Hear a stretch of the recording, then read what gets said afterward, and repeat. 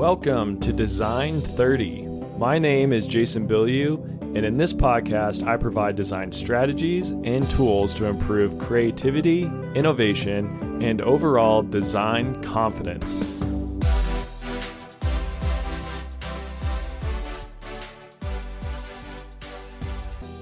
Hey everyone, and welcome to another episode of the Design30 Podcast. Today, I was thinking we would do another fake facts episode. That's fake FAQs. And I believe this is fake facts number 3. It's also episode number 43, which is pretty crazy. I can't believe it's already been 43 episodes. It's, flying by. Going to be at 100 before we know it. So yeah, like I said, today is a fake facts episode. So without further ado, let's go ahead and jump into the first fake frequently asked question. Actually, this first one is somewhat real. I did have someone ask this on Instagram as a comment, and I'm pretty sure, I think I've talked about it a few times, but I don't think I've talked about it recently. So here we go. What does the 30 mean in Design30? So the name Design30, the original idea actually came from something that I used to do at a company I worked at just about 5 years ago. And every other Friday, they would do this thing called Beer 30. And essentially what Beer 30 was at 4:30 on that Friday, everyone would go down and meet in the main little cafeteria area, and they actually had beer on tap at that company. So people would hang out, grab a beer, and it was just kind of like a little bit of a social hour. So that's where my first idea of this came from, was Design30 is, that's when it's time to work on designs or to learn about design. So it's Design30. So it's a little bit of a play on words for that. And then there's also a little bit of inspiration from kind of the whole 30 concept. I don't know if anyone listening has done the Whole 30 diet, but I actually tried that. It was a little over a year and a half ago. Did the Whole 30 diet, and it was actually a pretty good experience, pretty difficult if you've ever tried to do it. But so this is also based a little bit off that. And so the idea is there's these Design30 strategies and tools and principles that if you follow are going to improve your design skills, the same way that if you follow the Whole 30 diet, it's going to improve your eating habits, it's going to improve your health, different things like that. And then finally, I just thought, honestly, Design30 just kind of rolls off the tongue. Sounds cool. Seems like a pretty good name. So that's where it came from. Second question is, do you actually use risk maps? So in the last episode, I talked about this tool of a risk map, where you kind of rate the probability of a risk occurring and then what's the impact of it happening.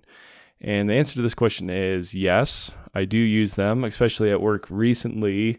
We've been diving into risk maps quite a bit more.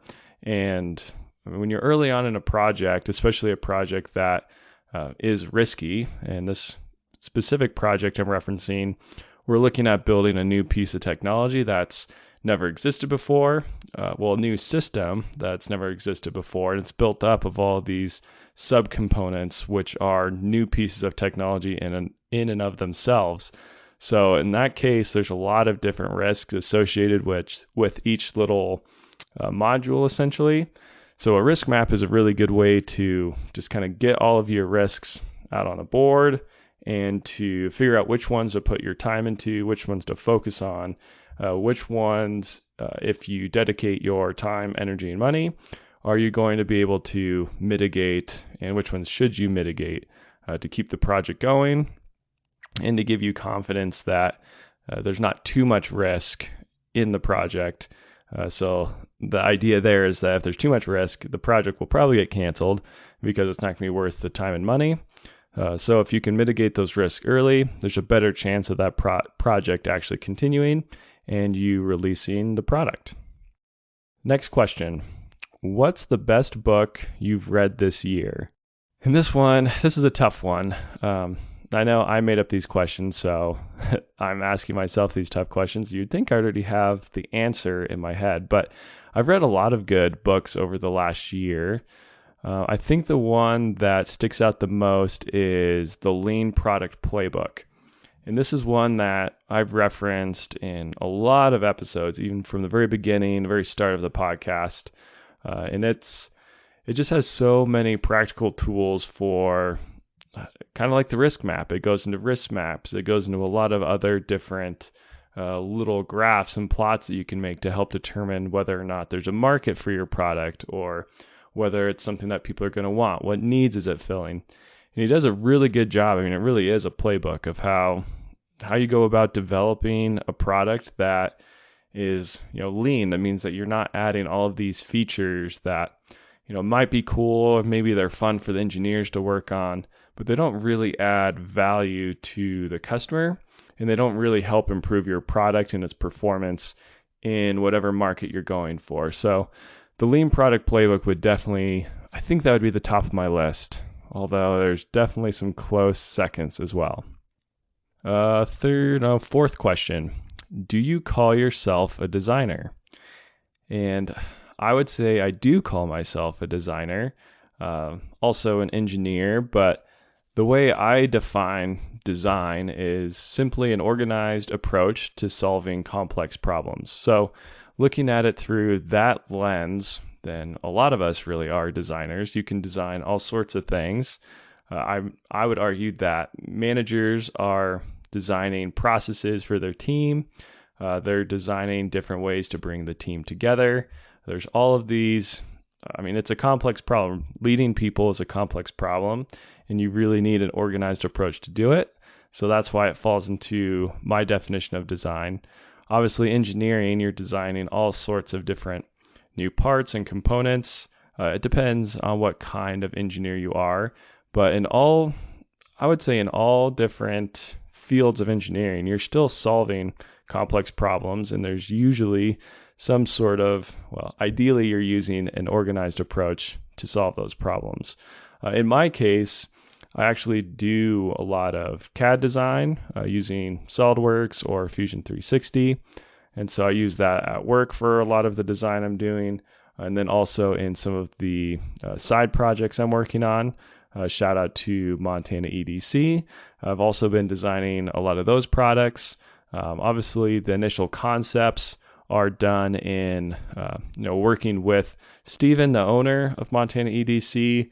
We work out the concepts, and then I dive into the CAD side, make those models, make engineering drawings, that sort of thing. So yes, I would call myself a designer.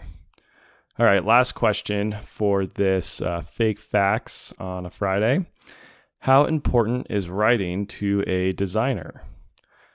I would say it's very important. Writing is one of the best ways to communicate ideas. It's also a really good way to help you organize your thoughts and help you maybe just communicate an idea almost to yourself, helps you understand your ideas and what you're thinking. It's also crucially important when you're trying to reach out to customers, when you're trying to communicate with maybe it's a company that you're working with. There's so many different reasons to work on your writing skills. And this is actually one of the reasons why I started the Design30 Substack as well, is just to build the skill of writing. Because it's like everything else. You just got to practice and you get rusty at it.